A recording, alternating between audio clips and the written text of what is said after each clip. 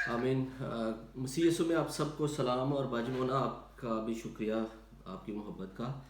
और सारे बहनों भाइयों का भी शुक्रिया कि आज जबकि पास्टर सैम और पास्टर फिल्मीना हमारे दरमियान नहीं है, लेकिन जो लास्ट प्रेयर होगी और कलमाते बरक़ात होंगे उसमें वो हमारे साथ शामिल होंगे और वो हम सब के लिए दुआ भी करेंगे।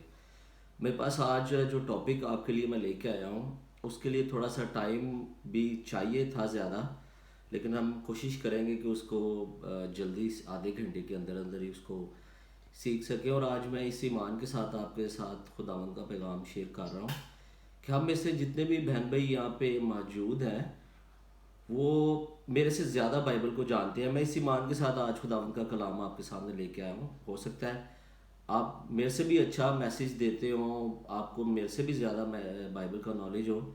और आज जो मैं कलाम सामने आपके लेके आया हूँ वो मैं अपनी रहनुमाई के लिए, अपनी फैमिली की रहनुमाई के लिए और आप सबकी रहनुमाई के लिए लेके आया हूँ। और ये मैसेज बेसिकली तौर पे थोड़ा सा बाइबल स्टडी के वे में आज होगा कि मैं भी इससे सीखूं कि खुदावंद के कलाम में क्या लिखा है और हमें क्या करना है। और आप भी ज़रूर इसमें सीखें कि ये कैसे है। और मेरी बड़ी खुशी है कि जब मैं कोई रेफरेंस बोलूँगा तो प्लीज़ हम इस बात पे बड़े खुश हैं पास्टर सैम, हम जब डीकन्स मीटिंग में भी बात कर रहे थे कि हम वी फील सो प्राउड कि जब हम कोई भी रेफरेंस कोई पास्टर बोलता है तो हमारे बहन भाई बड़े रेडी हो जाते हैं, इकट्ठे 3-4 रेडी हो जाते हैं रेफरेंस पढ़ने के लिए। तो जब भी मैं कोई रेफरेंस का जिक्र करूं तो मैं आपसे रिक्वेस्ट करूंगा कि प्लीज़ आप बारी बारी उस रेफरेंस को पढ़ें। और जो बहन भाई एक दफ़ा पढ़ ले वो दूसरे बहन भाई को मौका दे कि वो पढ़े, ताकि सब इसमें शामिल हों और ये जो तसलसल है बाइबल स्टडी का आज का सीखने का ये टूटे ना। आज जो मैं आपके सामने एक टॉपिक लेके आया हूँ बड़ा आजकल हॉट टॉपिक है जो हम सब की ज़िंदगियों में बल्कि पूरी दुनिया के जो लोग हैं उनकी ज़िंदगी में घूम रहा है कि कोरोना वायरस। कोरोना वायरस और the value of the human life according to the Bible, कि इंसान की जो ज़िंदगी है उसकी क्या कदर है और बाइबल इसके बारे में हमें क्या सिखाती है। और मैं चाहूँगा कि इसमें एक पैराबल भी है जिसको मैं आज आपके सामने रखूँगा और उसमें हम सीखेंगे कि आजकल इंसानी जान का चले जाना बहुत ही आसान है, लेकिन इंसानी जान को बचाना बहुत ही मुश्किल है।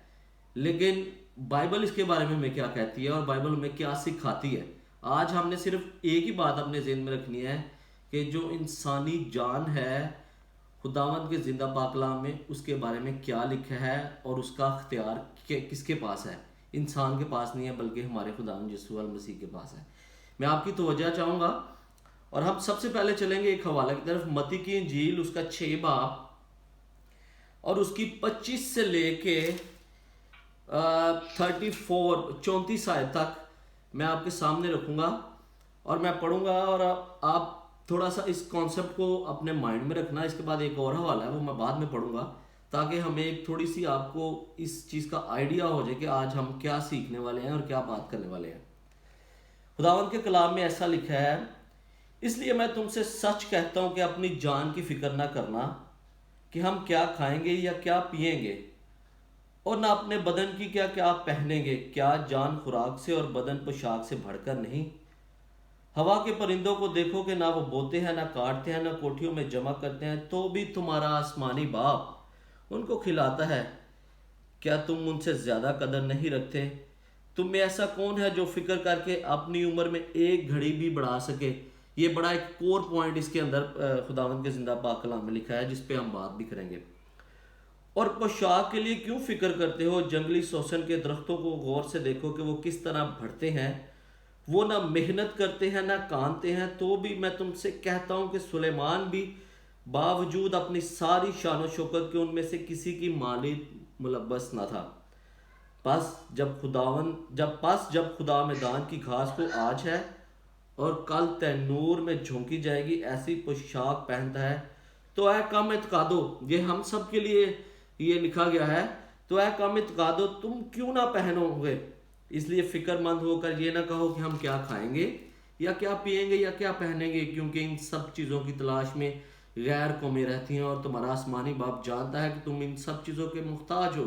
बल्कि तुम पहले उसकी बादशाही और उसकी रास्तबाजी की तलाश करो तो ये सब चीज़ें तुमको मिलती जाएंगी। बस कल के लिए फिक्र करो, क्योंकि कल का दिन अपने लिए आप फिक्र करेगा, आज के लिए आज ही का दुख काफ़ी है। मसीह यीशु में मेरे अजीज़ भाइयों बहनों, मैं आज आपके सामने कोरोना वायरस के हवाले से कुछ बात करना चाहता हूँ कि आजकल पूरी दुनिया में कोरोना वायरस फैला हुआ है और हर एक इंसान जो है उसको अपनी जान की फिक्र पड़ी हुई है। जब हम बाहर निकलते हैं तो हमें डर रहता है कि शायद हम किसी वायरस को ना अपने साथ घर ले आएं, और अगर वो वायरस घर पे आ गया तो उसकी वजह से पूरी फैमिली जो है वो अफेक्ट होगी। और इस तरह पूरी दुनिया में हो रहा है। और पूरी दुनिया में एक और भी आजकल बिजनेस हो रहा है, काम हो रहा है कि आप सब जानते हैं कि कोरोना वायरस का एक अभी तक इलाज निकला है जिसको हम प्लाज्मा कहते हैं, जिसको हम एंटीबॉडी सिस्टम को जाके प्लाज्मा देते हैं तो वो क्या करता है कि वो हमारे जिस्म के खून से उस कोरोना वायरस को के साथ फाइट करता है।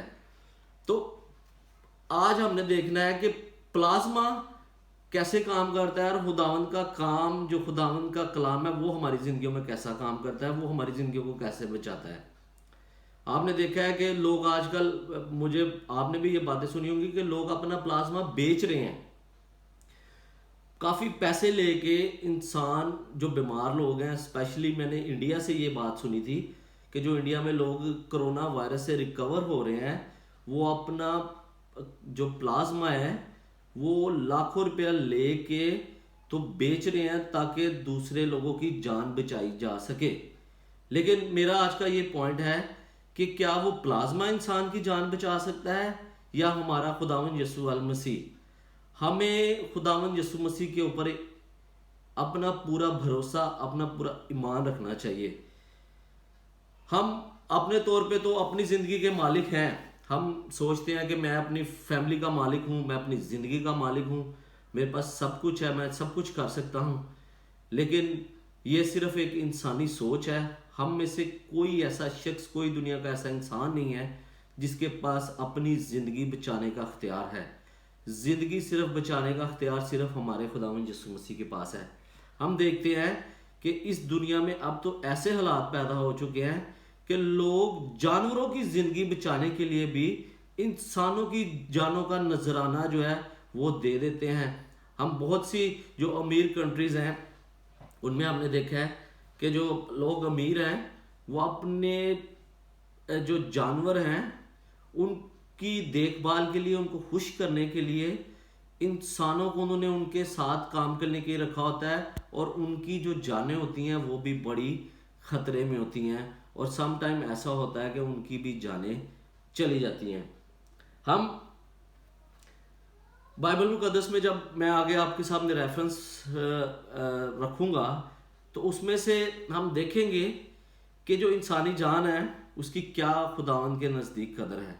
हम एक तमासील जो है वो भी देखेंगे, और मैं आपसे रिक्वेस्ट करूंगा लूका 12 बाब निकालिए, और कोई भी अगर बहन भाई वो पढ़ेगा तो बड़ा ही सबके लिए जो है वो बायसे बरकत होगा और सबके लिए इजी होगा।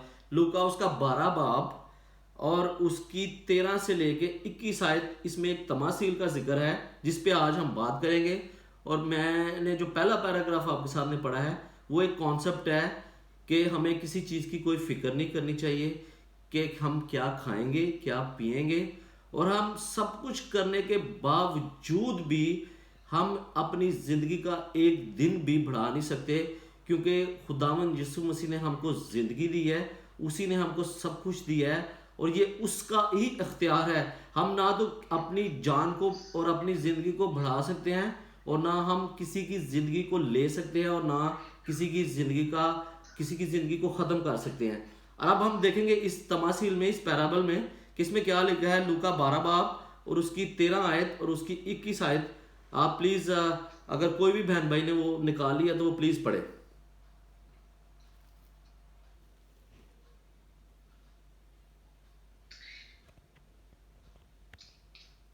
मैं पढ़ सकती हूँ? जी जी, आप पढ़े अगर आपने निकाल लिया तो। दौलतमंद बेवकूफ की तमसील। फिर भीड़ में से एक ने उससे कहा, ए उस्ताद, मेरे भाई से कह के मेरा हिस्सा मुझे दे। उसने उससे कहा, मियाँ, किसने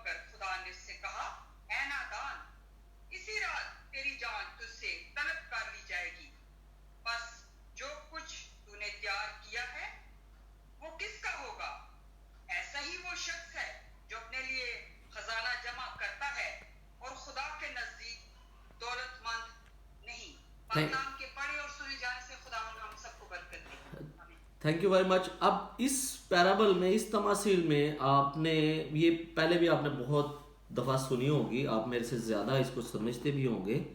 अब देखिए इसमें क्या लिखा गया है कि एक शख्स है जो बहुत ही मालदार है, जिसने बहुत पैसा तो कमा लिया, जिसने बहुत स्ट्रगल की और उसने इतना ख़जाना भी जमा कर लिया, इतना खाने पीने की चीज़ें भी जमा कर ली, और अब उसके अंदर एक एटीट्यूड आ गया है, उसके अंदर एक वो बात आ गई है कि ये सब कुछ होने के बावजूद अब मैं जितनी चाहूँ ज़िंदगी गुजार सकता हूँ और जो कुछ मैं चाहूँ मैं कर सकता हूँ।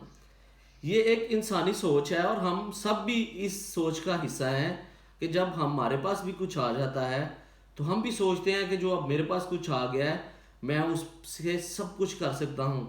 लेकिन खुदावंद का कलाम कहता है कि इसके बावजूद भी उसके पास कोई इख्तियार नहीं है, उसके पास कोई ऐसी बात नहीं है कि वो अपनी ज़िंदगी को बचा सके। अब खुदावन ने आगे उसको क्या लिखा है कि तेरे पास ये सब कुछ तो आ गया है, खुदावन के कलाम में लिखा है कि तेरे पास सब कुछ तो आ गया है, लेकिन तेरे से आज ही ये जान ले ली जाएगी। और क्या फ़ायदा उसको कि उसने सब कुछ तो इकट्ठा कर लिया अपने लिए, अपने खाने के लिए भी उसने इकट्ठा कर लिया, उसने अपनी कोठियों को भी तोड़ के बड़ा बनाने की कोशिश की कि मैं इतना अनाज जमा कर लूँगा। लेकिन मसीह यीशु में अजीज़ मेरे भाइयों और बहनों, हमें भी इस बात पे सोचना चाहिए कि हम जितनी मर्जी गलत तरीके से या दिन रात मेहनत करके काम कर लें, पैसा कमा लें, अनाज इकट्ठा कर लें, बैंक बैलेंस बना लें, गाड़ियाँ बंगले घर ले लें, लेकिन अगर हम खुदा के साथ अपने आप को स्ट्रॉन्ग नहीं करते, अपने रिलेशन को खुदावंद के साथ मजबूत नहीं करते, तो हम उस बेवकूफ़ शख्स की मानिद हैं जिसने सब कुछ इकट्ठा तो कर लिया, लेकिन उसने ना तो अपनी जो दुनियावी ज़िंदगी है जो वो ज़मीन पे गुजार रहा है उसको बचा सका, और ना उस हमेशा की ज़िंदगी को जो इसके बाद हम सब इस उम्मीद पे बैठे हैं कि जब हम खुदावंद के पास जाएंगे तो हम उस हमेशा की ज़िंदगी में दाखिल होंगे।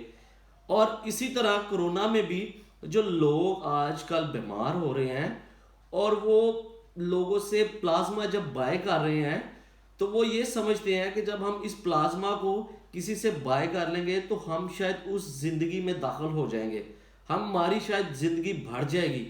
लेकिन ऐसा नहीं है। हमें मसीह होते हुए हमारा ये ईमान है कि चाहे प्लाज्मा हमें लग जाए, चाहे कोई भी वैक्सीन हमें लग जाए, वो हमें बचा नहीं सकती, बल्कि हमें वो बचा सकता है जिसने हमें पैदा किया है, जिसने हमें ज़िंदगी दी है, जिसने हमें सेहत तंदुरुस्ती दी है, सारा अख्तियार सारी चीज़ें उसने हमें दी है। और ज़िंदगी और मौत का सिर्फ अख्तियार खुदावंद यीशु मसीह के पास है।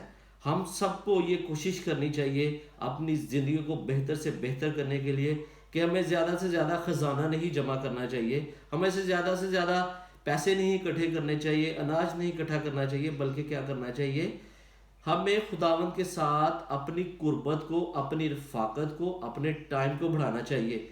आई एम सो प्राउड, मैं इस बात के लिए खुदावंद का बड़ा शुक्र अदा करता हूँ कि लास्ट 4 मंथ्स में, 4 महीनों में हमारी कलीसिया के बच्चों से लेके बुजुर्गों ने मैक्सिमम टाइम खुदावंद को दिया है। उन्होंने ये कोशिश नहीं की कि मैं पैसा कमा लूँ, मैं माल बना लूँ, मैं घर बना लूँ, मैं गाड़ियाँ बना लूँ, लेकिन उन्होंने क्या किया कि उन्होंने अपनी रफ़ाकत को खुदावंद के सामने रखा है। और उसका रिजल्ट क्या निकला है कि हम सब बहन भाई जितने भी यहाँ पे इबादत करते हैं, हम बड़े ट्रेंड हो गए हैं। हम पहले से, हम सब में ये सबको पता है, हम सब अपनी हालत को, हम सब अपनी कैपेबिलिटी को देखते हैं, हमें पता है, हमें महसूस करते हैं कि हमारा जो लेवल है, अगर हम 5 पे थे तो हम अब तकरीबन 7, 8, 9 तक पहुंच चुके हैं।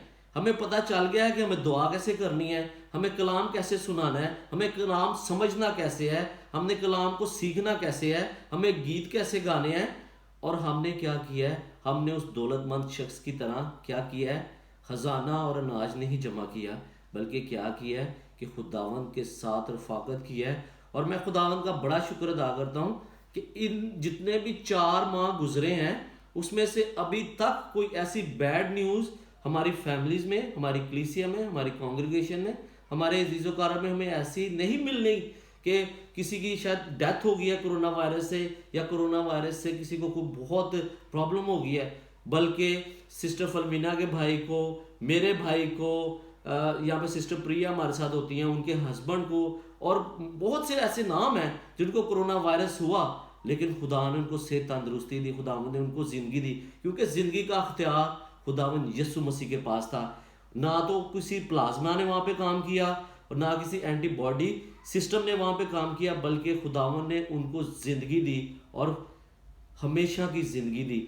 हमें जब हम खुदावंद यीशु मसीह पर ईमान रखते हैं तो हमें इस बात के फ़ख्र होना चाहिए कि हम खुदावंद यीशु मसीह के बेटे और बेटियां हैं, और ज़िंदगी और मौत का सिर्फ अख्तियार खुदावंद यीशु मसीह के पास है। हम एक और हवाला आपके सामने मैं रेफरेंस रखना चाहूँगा, और अगर कोई बहन भाई उसको जल्दी निकाल ले तो पढ़ेंगे यूहन्ना 19 बाब और उसकी 10 से 11 आयत तक। ये नए अहदनामे में, न्यू टेस्टामेंट में यूहन्ना 19 बाब और उसकी 10 और 11 आयत में हम देखेंगे कि वहाँ पे क्या लिखा हुआ है। खुदावंद यीशु मसीह पिलातूस की जब अदालत में पेश होते हैं तो वहाँ पे क्या उनका पिलातूस के साथ एक जो डायलॉग होता है उसमें क्या लिखा है और हम उससे क्या सीखेंगे, जरा अगर किसी ने निकाल लिया तो वो प्लीज मेरे सामने पढ़े। शलीम भाई यूहन्ना 19 बाब उसकी 10 और 11 आयत। 10 और 11 जी जी। मैं पढ़ूंगी इसको खुदा के जिंदा कलाम में से। यूहन्ना की इंजील उसका 19 बाब और उसकी 10वीं और 11वीं आयत। बस पिलातूस ने उससे कहा, तू मुझसे बोलता नहीं, क्या तू नहीं जानता कि मुझे तुझको छोड़ देने का भी इख्तियार है और मसलूब करने का भी इख्तियार है? यीशु ने उससे जवाब दिया कि अगर तुझे ऊपर से ना दिया जाता तो तेरा मुझ पर कुछ इख्तियार ना होता। इस सबब से जिसने मुझे तेरे हवाला किया उसका गुनाह ज्यादा है। आमीन आमीन। Thank you. अब देखें, जब खुदावंद यीशु मसीह को हम देखते हैं कि जब खुदावंद यीशु मसीह को पिलातूस की अदालत में पेश किया गया तो पिलातूस जो था, बादशाह था, वो भी कंफ्यूज था। ये स्टोरी हम ईस्टर के दिनों में बहुत सुनते हैं और हमें पता है कि पिलातूस जो था वो खुदावंद यीशु मसीह को मौत नहीं देना चाहता था, लेकिन उस पर इतना प्रेशर था यहूदियों का और लोगों का। तब जब वहाँ पे लोग थे उनका इतना प्रेशर था कि इसको सलीब दिया जाए, लेकिन वो भी बीच में से डर रहा था और खुदावंद यीशु मसीह ने उसको भी कहा कि तुझे मौत देने का अख्तियार नहीं है, क्योंकि ये 2000 साल पहले जब पुराना एहदनामा लिखा गया, जब हम ओल्ड टेस्टामेंट में देखते हैं और जब न्यू टेस्टामेंट की जितनी भी बातें ओल्ड टेस्टामेंट के जरिए पूरी न्यू टेस्टामेंट में होती हैं, तो ये जिक्र खुदावंद यीशु मसीह का तब ही हो गया था कि उसको 40 दिन रोज़े रखने होंगे और बाप की तरफ से जो बेटे को हुक्म दिया गया है कि वो अपनी जान देगा, उसको सलीब दिया जाएगा और उसकी जो सलीब देने के बाद जो उसको तीसरे दिन वो मुर्दों में से, कब्र में से जब जी उठेगा तो उसके वसीले से एक जो पूरा खुदावंद यीशु मसीह का प्लान था वो पूरा होगा। इसी वजह से पिलातूस को भी ये इख्तियार किसी की तरफ से दिया जा रहा था कि तू इसको मौत का, इसके ऊपर मौत का जो है वो ऑर्डर कर, ताकि बाप के उस प्लान को जो है वो पूरा किया जाए। और खुदावंद यीशु मसीह ने यहाँ पे भी इस बात का हमारे सामने, ये हम देखते हैं बाइबल में लिखा है कि पिलातूस को भी ये कहा कि तेरे पास इस बात का इख्तियार नहीं है, पर तुझे ये इख्तियार दिया गया है। हम देखते हैं कि हम जब हमारी किसी के साथ नाराज़गी हो जाती है, किसी के साथ कोई प्रॉब्लम हो जाती है, और कई दफ़ा ऐसा होता है कि वो इस हद तक हो जाती है कि हम उसकी जान लेने तक भी आ जाते हैं। हमने देखा है जब दुनिया में खून होता है एक दूसरे का, लोग एक दूसरे को मार देते हैं, तो फिर खुदावंद उससे सख्त नाराज़ होता है, क्योंकि सिर्फ जान देने और जान लेने का अख्तियार सिर्फ खुदावंद यीशु मसीह के पास है। इसका भी एक रेफरेंस मैं आपके सामने रखता हूँ। जो हम 10 हुक्म पढ़ते हैं, ये रेफरेंस वहाँ पे आपको इसका मिलेगा। हम ओल्ड टेस्टामेंट में चलेंगे, खरूज 20 बाब, क्योंकि मेरे पास सिर्फ 10 मिनट है और मैं चाहता हूँ कि हम रेफरेंस में ही खुदावंद के पाक कलाम को सीखें, ताकि बाइबल में से जो लिखा है उसी पे ज़्यादा गौर किया जाए। खरूज 20 बाब उसकी 13 आयत हम पढ़ेंगे और उसमें देखेंगे कि उसमें क्या लिखा हुआ है। अगर किसी ने बहन भाई ने निकाल लिया है तो वो भी पढ़ सकता है अभी। हरूज 20 बाब उसकी 13 आयत, सिर्फ एक ही आयत आपने पढ़नी है। जी मैं पढ़ देती हूँ शलीम। इसमें लिखा है तू खून ना कर। थैंक यू बाजी। अब देखें यहाँ पे खुदा यीशु मसीह के जो 10 हुक्म है उसमें से एक हुक्म है कि तू खून ना कर। अब यहाँ पे भी खुदा यीशु मसीह ने इंसान को ये बड़ी एक तंबीह की है, ये ऑर्डर किया है कि तू किसी का खून मत करना। ये खुदा, ये जो बाइबल मुकद्दस है इसका तो हर एक अल्फाज जो है वो हमारे लिए हुक्म है और इस पर अमल करना हमारे लिए बहुत ही ज़रूरी है। लेकिन जो 10 हुक्म है, जो 10 बातें हैं, वो पूरे कलाम मुकद्दस में से उसको जो समराइज करके निकाली गई हैं उसमें से 10 हुक्म है, जिसमें से एक हुक्म ये है कि तू खून ना करना। ये बड़ा एक सख्त जो है खुदा यीशु मसीह की तरफ से हमें ऑर्डर है कि हम कभी किसी का खून ना करें। कलाम मुकद्दस में ये भी लिखा है कि जो अपने भाई को पागल कहता है, जो अपने भाई को पागल कहता है वो भी अदालत के लायक है। मारना तो बहुत दूर की बात है, अगर कोई अपने भाई को पागल कहता है तो उसके लिए भी अदालत का, उसको भी अदालत के सामने लेके आया जाएगा। देखें खुदा यीशु मसीह का इसके बारे में क्या जो है वो हुक्म है।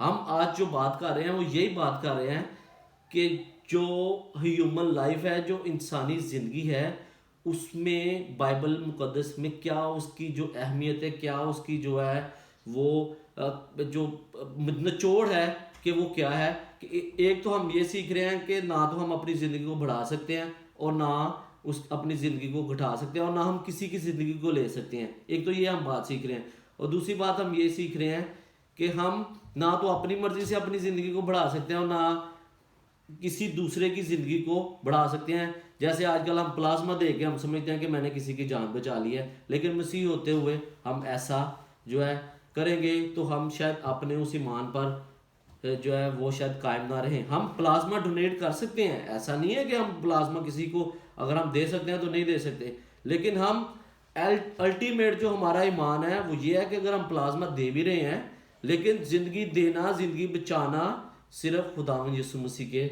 अख्तियार में है। हम एक और रेफरेंस भी मैं आपके सामने पढ़ना चाहूँगा, यूहन्ना 13 बाब और उसकी 16 आयत। अगर आप में से कोई बहन भाई निकालता है तो उसको भी आज आप पढ़ते हैं हम और उसमें से भी सीखते हैं कि वहाँ पे क्या लिखा हुआ है। यूहन्ना 3 बाब, सॉरी 13 नहीं, 3 बाब और उसकी 16 आयत।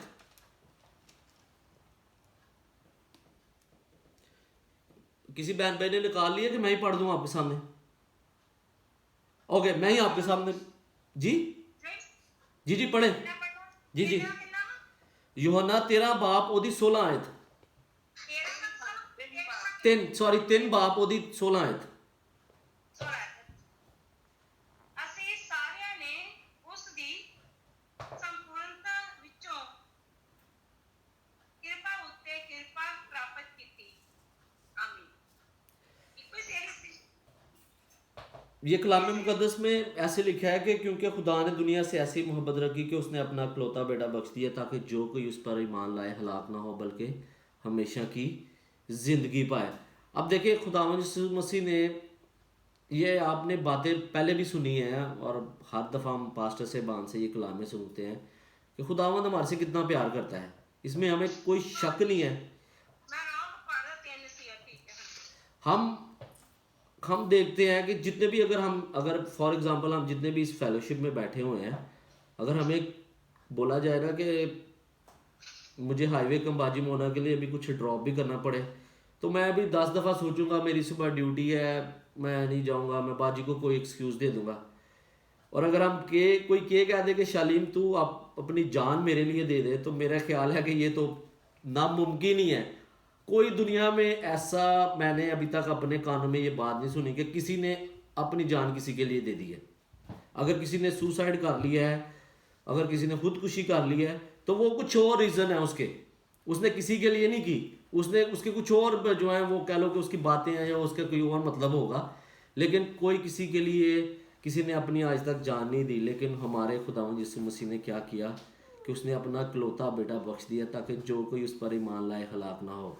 देखें उसका प्यार कितना है, उसकी मोहब्बत हमारे से कितनी है कि वो कितना हमें प्यार करता है, और हमें भी चाहिए कि हमें भी उसकी मानिद बनना चाहिए, क्योंकि उसने अपनी मानिद हमें पैदा किया है, उसने अपनी मानिद हमें अपनी तशबीह पे हमें पैदा किया है।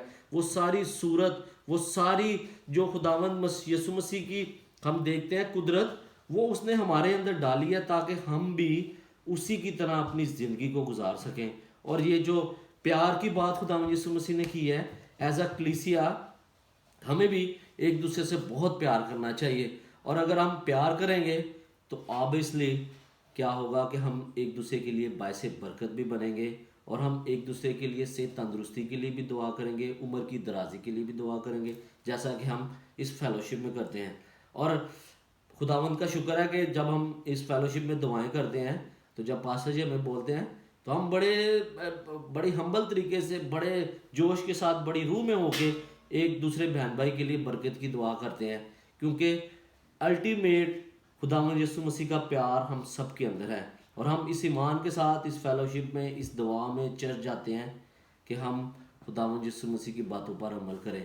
कई दफ़ा होता है कि हमारी ज़िंदगी में उतार चढ़ाव आते हैं, लेकिन खुदावंद हमें सीखने का मौका देता है, खुदावंद हमें सीखने का फजल देता है कि हम अपनी ज़िंदगियों को दुरुस्त करें, उनको सीखें और उनके साथ जो है वो आगे चल सकें। अब एक पॉइंट जो मैं आपके सामने जो है वो बताना चाहता हूँ, सिर्फ मेरे पास 5 मिनट ही हैं कि मैं इसको वाइंड अप करूँगा। अब जो ज़िंदगी का अख्तियार है और मौत का जो अख्तियार है, वो खुदावंद यीशु मसीह ने कुछ हुक्मरानों को मौत के अख्तियार का भी फजल दिया है कि उनके पास मौत का अख्तियार है। अब मौत का अख्तियार खुदावंद यीशु मसीह के पास किन लोगों के पास है? वो उन लोगों के पास है, हुक्मरानों के पास है, काजियों के पास है, जस्टिस जो करते हैं उनके पास है, अदालतों के पास है। और वो खुदावंद यीशु मसीह ने ये इख्तियार ये क्यों दिया है? क्योंकि खुदावंद, जब मैं ये बाइबल स्टडी कर रहा था तो मैं ये सीख रहा था, और ये बात एक दफ़ा मेरे पहले भी माइंड में आई थी कि जब कोई अदालत या जब कोई ये जो कोर्ट होती है या जो हुक्मरान होते हैं, वो अगर किसी का डेथ सेंटेंस देते हैं, कैपिटल जिसको कहते हैं कि पनिशमेंट, किसी की मौत का किसी को बोलते हैं कि इसको पनिशमेंट दे दे, तो एक दिन मेरे माइंड में भी ये सवाल आया था कि क्या हम, चाहे जज हैं या काजी हैं, क्या हमें फिर भी ये इख्तियार हासिल है कि हम किसी की मौत का जो है वो उसका हुक्म दे सकते हैं? जी हाँ, हम बिल्कुल किसी की मौत का अख्तियार, मौत का जो है वो ऑर्डर दे सकते हैं, लेकिन बशर्त कि हम काजी हों, हम खुदा की तरफ से मुकर्रर किए हों, हम जस्टिस हों, हम जो है हुक्मरान हों। अब आपने देखा है कि इस दुनिया में अगर कोई शख्स किसी को कत्ल कर देता है, तो क्या अगर वो कत्ल कर दे तो क्या उसको उसकी सज़ा मिलनी चाहिए कि नहीं मिलनी चाहिए? यकीनन उसको सज़ा मिलनी चाहिए। और इसका एक जो है ना वो मैं आपके सामने एक हवाला भी आपके सामने मैं रखना चाहूँगा। पैदाइश जेनेसिस उसका 9 बाब और उसकी 5 और 6 आयत में क्या लिखा है कि जो इंसान किसी का खून करता है, फिर उसके बारे में जो खुदावंद कहता है कि उसको जस्टिस मिलना चाहिए, और जो हुक्मरान हैं वो उसको सज़ा ज़रूर दें। और ये इख्तियार खुदावंद ने उनको दिया है, हुक्मरानों को, काजियों को। और इसका रेफरेंस भी बाइबल में लिखा है जो आज मैं आपके सामने रखूँगा। पैदाइश उसका 9 बाब और उसकी 5 और 6 आयत में लिखा है। अगर किसी ने पढ़ना है तो प्लीज़ जल्दी से पढ़ दीजिएगा। जी शालीम भाई, मैं पढ़ती हूँ। 5 से पढ़ूँ? मगर तुम गोश्त के साथ खून को जो उसकी जान है ना खाना। नहीं, पैदाइश 9 बाब और उसकी 5 और 6 आयत। हाँ जी, 9 बाब ही पढ़ रही हूँ मैं। पैदाइश हाँ जी। 5 से। मैं तुम्हारे खून का बदला, हाँ, मैं तुम्हारे खून का बदला जरूर लूंगा, हर जानवर से उसका बदला लूंगा। आदमी की जान का बदला आदमी से और उसके भाई बहन से लूंगा। जो आदमी का खून करे उसका खून आदमी से होगा, क्योंकि खुदा ने इंसान को अपनी सूरत पर बनाया है। Thank you sister. अब यहाँ पे हम देखते हैं कि अगर कोई शख्स खून करता है तो खुदावंद का कलाम ये भी हमें बताता है कि खून का बदला खून से होगा। और ये जो अदालतें हैं, ये जो काजी होते हैं, ये देखते हैं कि आया इस शख्स ने ये गुनाह किया है, ये खून किया है, तो फिर उसको सज़ा ज़रूर दी जाती है। ऐसा नहीं है कि आप किसी का खून करें, आप किसी को मार दें और उसकी सज़ा आपको ना मिली जाए। वो खुदावंद की तरफ से हुक्मरानों को, काजियों को, जो जस्टिस करते हैं, अदालतें, उनको ये इख्तियार दिया गया है कि आप उसकी सज़ा के मुताबिक उसको सज़ा दें। अब एक और छोटी सी मैं आपके सामने बात रखना चाहूँगा कि जब खुदावंद यीशु मसीह को सलीब दिया जा रहा था तो उसके खुदावंद यीशु मसीह के साथ 2 डाकू थे।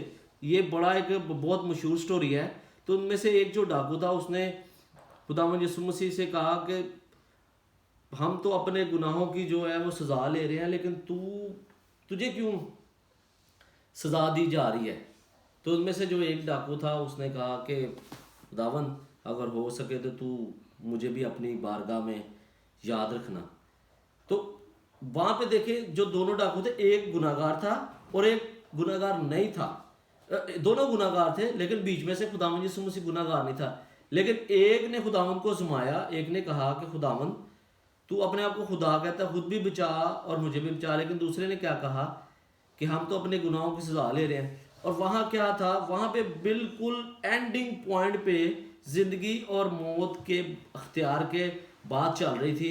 और वहाँ पे क्या किया, खुदावंद यीशु मसीह ने उस डाकू की कमिटमेंट को देखा कि उसने खुदावंद यीशु मसीह को कबूल किया। उसने कहा कि खुदावंद तूने तो गुनाह नहीं किया, लेकिन हम तो अपनी गुनाह की जो है वो सजा भुगत रहे हैं। लेकिन दूसरे डाकू ने खुदावंद यीशु मसीह को आजमाया और जिसने खुदावंद यीशु मसीह पर ईमान लाया, खुदावंद यीशु मसीह ने उसको क्या कहा कि तू आज ही मेरे साथ फरदौस में होगा।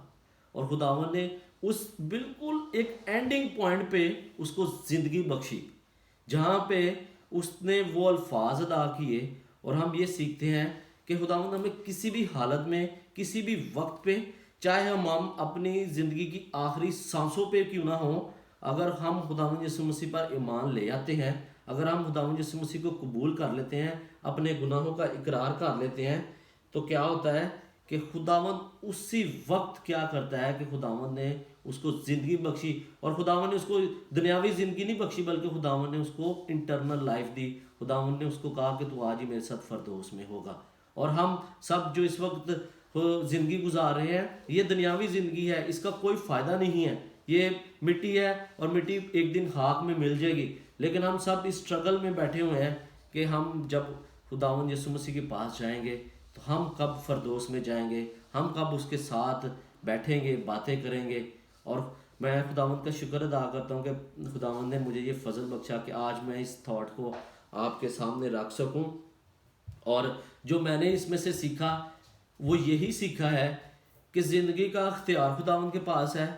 चाहे मुझे जो मर्ज़ी ट्रीटमेंट मिल जाए, चाहे मैं जो कुछ मर्ज़ी कर लूँ, लेकिन अगर उसने मुझे ज़िंदगी देनी है तो उसने मुझे देनी है। और अगर उसने मुझे अपने पास बुलाना है तो चाहे मैं जहाँ मर्ज़ी चला जाऊँ, मुझे खुदावंद ने अपने पास बुला ही लेना है। और दूसरी बात मैंने इस कलाम से जो सीखी वो ये सीखी कि मैं जितनी मर्ज़ी फ़िक्र कर लूँ, मैं जितनी मर्ज़ी स्ट्रगल कर लूँ, मैं जितना मर्ज़ी पैसा कमा लूँ, माल कमा लूँ, गाड़ियाँ कमा लूँ, लेकिन खुदावंद की तरफ से अगर मुझे उस जो तमासील हमने पढ़ी है उसमें से अगर हुक्म उसका आ जाए कि तुझे आज ही तलब कर लिया जाएगा, तो कुछ फ़ायदा नहीं। मसीह यीशु में मेरे अजीज़ भाइयों बहनों, हम सबको इस बात की स्ट्रगल करनी चाहिए कि हम ज़्यादा से ज़्यादा खुदावंद के साथ रफ़ाकत रखें, उसके हुक्मों पे चलें। 10 हुक्मों का भी मैंने आपके सामने जिक्र भी किया। अगर हम मेरे ख्याल से अगर 10 हुक्मों पर भी अमल करना शुरू कर जाएं तो वो एक मुकम्मल ज़ाब्ता हयात है, उसमें मुकम्मल एक बाइबल का निचोड़ है। अगर हम उन हुक्मों को भी अपने सामने लेकर हमेशा चलें तो मेरा ख्याल है कि हम बहुत अच्छे मसीही बन सकते हैं। हम अपने ख़ानदानों को, अपने बच्चों को और अपनी जो फैमिली है उन सब के लिए बायस बरकत बन सकते हैं। और खुदावंद हम सबको इस कलाम के वसीले से बहुत बरकत दे। अगर आपको कोई बात मेरी पसंद ना आई हो तो मैं उसके लिए आपसे माज़रत खा हूँ, लेकिन जो मैंने आज सुबह से कलाम में सीखा वो आज मैंने आपके सामने रखा और यकीनन मैंने भी बरकत पाई है और आप भी बरकत पाएंगे इस कलाम से। Thank you very much, God bless you.